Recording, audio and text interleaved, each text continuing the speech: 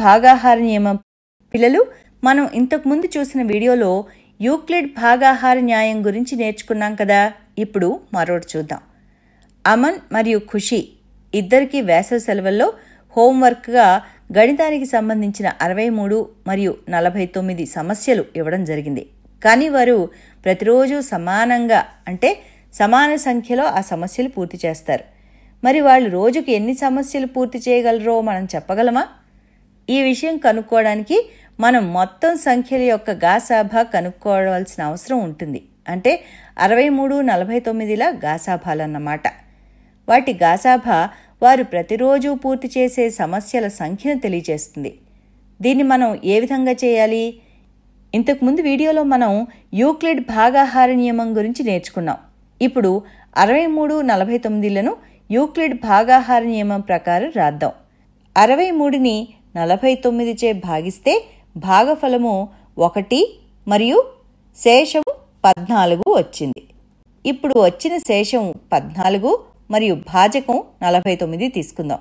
మళ్ళీ 49, 14లకు యూక్లిడ్ భాగాహార నియమం వర్తింపచేస్తే 49 విభాజ్యము మరియు 14 భాజకము అవుతుంది. కాబట్టి 49ని 14చే భాగించగా 49 = 14 × 3 + 7.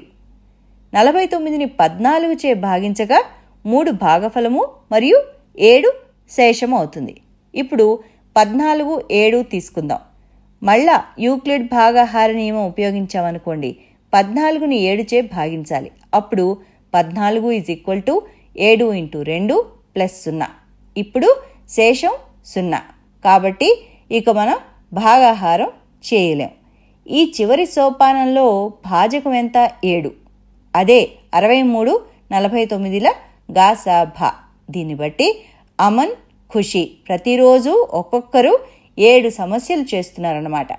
యూక్లిడ్ అల్గారిథం ఏ విధంగా పనిచేసిందో చూద్దాం. మనం సి మరియు డీల గాసాభా కనుక్కోవాలనుకుందాం. ఇక్కడ C is greater than D. మొదటి సోపానం ఏమిటి? సి మరియు డీలకు యూక్లిడ్ భాగాహార నియమాన్ని వర్తింపచేయడం. అంటే సిను డీచే భాగించడం. సి = dq + r అయ్యేటట్టు ఏకైక పూర్ణాంకాలు qr కనుక్కోవటం. ఇక్కడ q అనేది భాగఫలము మరియు r అనేది శేషం. ఇప్పుడు r కనుక 0 అయితే మనం ఈ ప్రక్రియని ఆపేయచ్చు. ఈ సందర్భంలో భాజకము d వాటి గాసాభా అవుతుంది. r అనగా శేషం 0 కాకపోతే drలను ఉపయోగించి యూక్లిడ్ భాగాహార నియమాన్ని రాద్దాం. మనం మొదటి సోపానంలో సిని డీచే భాగించాం. ఇప్పుడు డీను ఆర్చే భాగిద్దాం. ఈ క్రియను మనం శేషం 0 వచ్చే వరకు కొనసాగిద్దాం. చిట్ట చివరి సోపానంలో వచ్చే భాజకమే మనకు కావలసిన గాసాభా అవుతుంది. ఇప్పుడు మరో సమస్య తీసుకుందాం. మణిలాల్కు అతని మిఠాయి కొట్టులో 135 బర్ఫీలు, 330 లడ్డూలు ఉన్నాయి. వాటిని వేరువేరు ట్రేల్లో భద్రపరచాలనుకుంటే ప్రతి ట్రేలో సమాన సంఖ్యలో ఈ స్వీట్లు ఉంటాయా? దీని అర్థం ఏ ట్రేలో కూడా 2 రకాల స్వీట్లు ఉండవు, కానీ ప్రతి ట్రేలో సమాన సంఖ్యలో స్వీట్లు ఉండాలి. దాదాపుగా ప్రతి షాప్లోనూ ఇలాగే చేస్తుంటారు. ఒక్కొక్క ట్రేలో ఒకే రకమైన స్వీట్లు అమర్చడం చాలా అందంగా ఉంటుంది కదా. మరి ఇప్పుడు మనం 135 బర్ఫీలు, 330 లడ్డూల గాసాభా కనుక్కోవడానికి ప్రయత్నిద్దాం. వాటి గాసాభా మనకు ఒక్కొక్క ట్రేలో సమాన సంఖ్యలో గల స్వీట్ల సంఖ్యను తెలియజేస్తుంది. ఇప్పుడు యూక్లిడ్ భాగాహార నియమాన్ని ఉపయోగిస్తే, అంటే a = bq + r ఉపయోగిస్తే పెద్ద సంఖ్య 330ని ఏగా, చిన్న సంఖ్యను 135ను బీగా తీసుకుని 330ని 135చే భాగిద్దాం. 330 = 135 × 2 + 60. ఇక్కడ భాగఫలము 2 మరియు శేషం 60.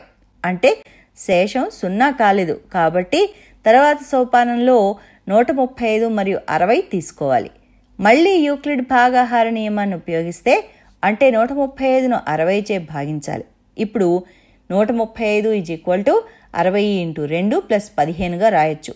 ఇప్పుడు కూడా శేషం 0 రాలేదు. కాబట్టి మళ్ళీ 60, 15 తీసుకోవాలి.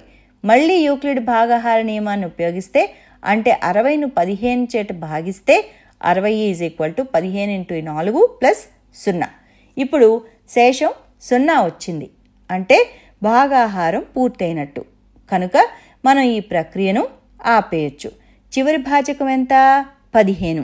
అదే 330 135ల గాసాభా అవుతుంది.